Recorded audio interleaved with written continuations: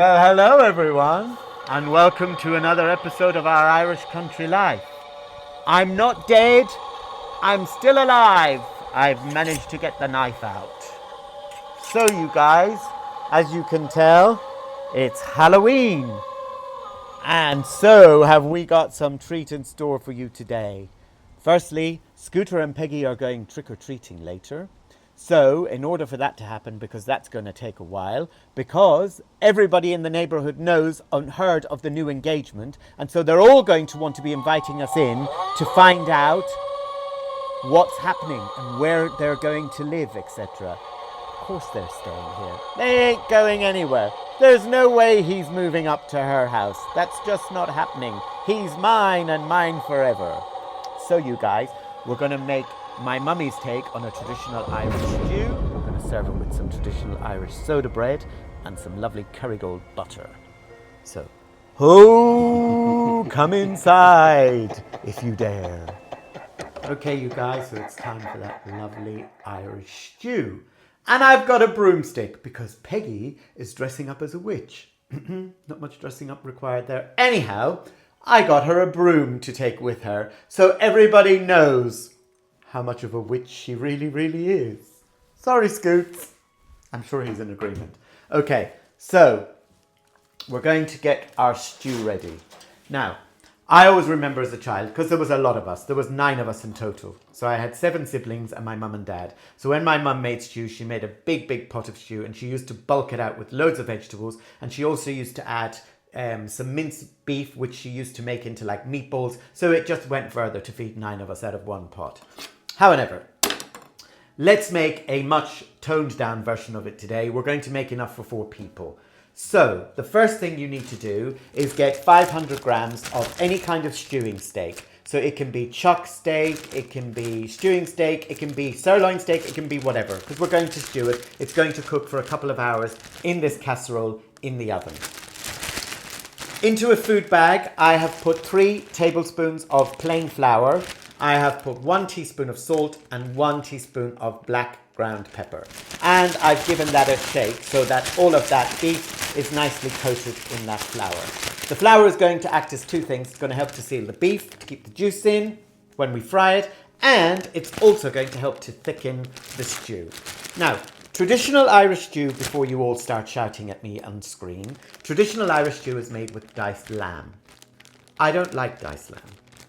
Most Irish families today, and for as long as I've been on the earth, which is of course not very long at all, only a few years, they always use beef. So traditional Irish stew, yes, is made with lamb. In fact, originally, way back when, it was made with mutton, which is the older version of lamb, which is much tougher, and that's why it became a stew, because it would have to cook for hours and hours and hours to soften the meat. We've moved on from the mutton. Although I know somebody who is sometimes mutton dressed as lamb. Scooter, Peggy, ring any bells? Uh-oh. So, flour, salt, pepper in a food bag, shake it all around, and that's going to go into some nice hot oil to seal the beef for the stew. The other ingredients we're going to have is we're going to have some onion. So I have got 2 onions here, and you're going to just slice them up nice and chunky. No fine dicing going on here. This is a nice hearty Irish stew. So nice big pieces of onion, because I actually like a nice big piece of onion on my plate of stew. Also, we've got some carrots. So I've got 3 carrots here. And what I'm going to do is I'm going to slice them down the middle because they're quite big carrots. But if you've got small carrots, you don't need to slice them down the middle. You can just chop them up.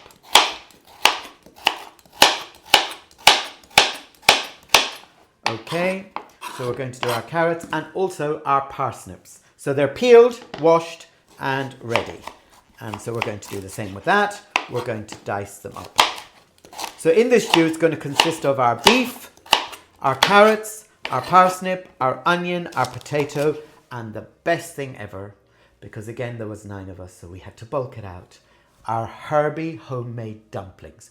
You are going to be in heaven when you get a suet dumpling in your stew. And my mum used to make extra because there was never enough dumplings to go around. Everybody was allowed to have 2 or 3 dumplings. We're also going to put some nice bay leaves, fresh from the garden. So we're going to put about 3 bay leaves in there. We're going to break them up. Yeah, just to release the flavour. And they smell amazing. Okay, and these are, sometimes you have them in your store cupboard dry. Okay, and just our little potatoes. Oops. They're going to go in also. The other secret ingredient that my mother used to put in was you can just use the flour from the coating of the thing with some beef stock, so some oxo cubes or beef stock in there, and then it will thicken because of the flour, and you can always add a little bit of corn flour or cornstarch later to thicken if you like. But my mum used to use a packet of oxtail soup. So I have just mixed up the powdered oxtail soup with 1 pint of cold water, and that's going to go in, and the stew will cook in that, and that will thicken and it will give a lovely sauce. So, some mixed herbs, but they're for the dumplings.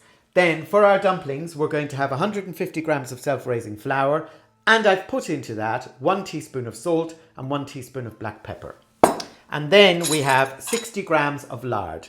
You can use lard, or you can use vegetable shredded suet, or you can use beef suet. But today I'm going to use lard because I like the flavour of the lard in the dumplings. Some people prefer suet, I prefer lard. Okay, so we're going to get on with it now. And the first thing we're going to do is we're going to seal our meat. So we're going to put our casserole dish on the hob, and we're going to get that oil nice and hot, and then we're going to throw in our beef and start letting it sear and sear. Okay, so we've put some oil in the pan and we've sealed our beef, and that's sizzling away there. And now we're going to add our goody veggies, and we're going to saute them off a little bit with the beef. So our onions, our carrots, our parsnips, our bay leaves, all is going right in there into the pot. Now you don't have to do this in a casserole in the oven. You can do it in a pot on top of the stove on a low heat, and you're going to cook it for about 2 to 2.5 hours until that meat is just falling apart. Okay, and we'll give them a minute just to saute off with that beef, just to gather up those lovely juicy flavors. Oh, this smells really good right now. So I've just taken it off the heat, and you can have a look and see how lovely and colorful that is with the carrots and the parsnips and the carrots and the beef. And what we're going to do now is, we've already seasoned this because we've used our salt and pepper in with our flour. We're going to add in our oxtail soup. Okay. And we're going to put a pint of the oxtail soup in, and then I'm going to also add another pint of just water. Okay, so our pint of water is going in, and that's just going to cover everything nicely. Okay, give that a stir, lid on, and that's going to go into the oven at about 160 fan, 300 Fahrenheit, gas mark 4, for a couple of hours. We're not going to add the potatoes just yet, because if we add them from now, 2 hours, they'll have turned to mush. So we're going to let this cook for an hour, then we're going to add the potatoes, and then we're going to add the dumplings for the last 40 minutes, 20 minutes on each side. Okay, so our stew is in the oven, so now we're going to get on with these delicious dumplings. So our flour, salt and pepper into the bowl, and then we're going to add our lard. We're going to just chop that up a little bit so it's a bit smaller than what it is, and we're going to rub that into our flour between our fingers, so a bit like if you were making scones or pastry. Okay, and we're literally just going to rub that in until it sort of comes to like buying breadcrumbs, just to incorporate the lard in there. Okay, I think that should be good. So we'll get our... Just make sure there's no big lumps of lard is what you're looking for. Now we'll sprinkle in some herbs. So you're looking for about a tablespoon of herbs. Okay, that should be enough. Right, so that's our herbs, our flour, our suet, salt and pepper, and it smells divine. Your knife, make a well in the center and pour a little bit of water. Pour a little bit of water and add a little bit more, as opposed to putting all the water and then you have to add more flour, etc., because then you're putting the composite out. So you just want it to come together into a nice ball that you can divide up into 8 little balls. They will swell up with the juice of the stew. They will swell up in the oven, and they will bloat up and become nice and big and fluffy and gooey inside, and they'll take on all those delicious flavors of the stew. I'll think that's probably about right. So I haven't used quite all the water. There's still about a third of the water left actually, but I don't want to make it too wet, too sticky. So we're going to bring it together then, finish it off with our hands in the bowl like that. Now, how easy are those dumplings? And I tell you, do not make stew without dumplings. It's not stew. That's our bowl of dumpling mix. So what we're going to do now is we're going to put it alongside the plate with our potatoes. Now, there's no science behind the potatoes either and how many of them you cook for however many guests you're having. And you literally roll them into balls the size of a small golf ball. We're going to do about 8 because there's 4 of us for dinner. So we're going to have 2 each. I suppose I better do an extra one for Scooty, hadn't I? Because he does like his dumplings as well. So let's make a couple extra. One for Peggy.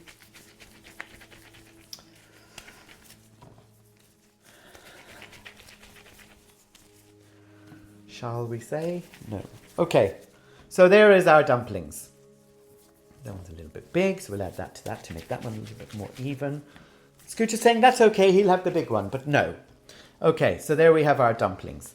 So, our potatoes and our dumplings. Our potatoes will go in after an hour. We'll check the stew, and then we'll add our dumplings. Okay, so, voila. Now it's time to put our dumplings in. So, the stew has been in for over an hour. I then took it out and I added the potatoes. They have been in for 20 minutes as well. And now I'm just going to add the dumplings and they're going to get 20 minutes either side. So they're literally going to steam. So we're going to pop them in just on the top there. And what we can do is we can get a little bit of juice just to cover over them. And that will keep us right. Okay, and one more, which is Scooty's one. So we'll pop that potato out of the way. We'll try and keep them a bit separate so they don't stick together. Okay. And they've gone in. So now we'll give them 20 minutes and then what we'll do is we'll open it up, we'll turn them over and we'll cook them on the other side for a further 20 minutes. Okay, so our stew is done, our dumplings are done, and there we are. Voila. You can come and have a look closely inside the pot and see how big those dumplings have got. Doesn't that look divine? So we're going to pop it in to our pumpkin dish. Wish you could smell this. It reminds me of my childhood as a little boy just a few years ago. Wonderful. And Scooty is waiting patiently and he's thinking, I can really, really smell that divine stew. And he really enjoys his stew. He likes his carrots. So folks, that is traditional Irish stew made with beef, made with love, made with passion, and all of those things. And we're going to get ready now to serve the king in the drawing room. Okay, Scooty, it's time for our stew.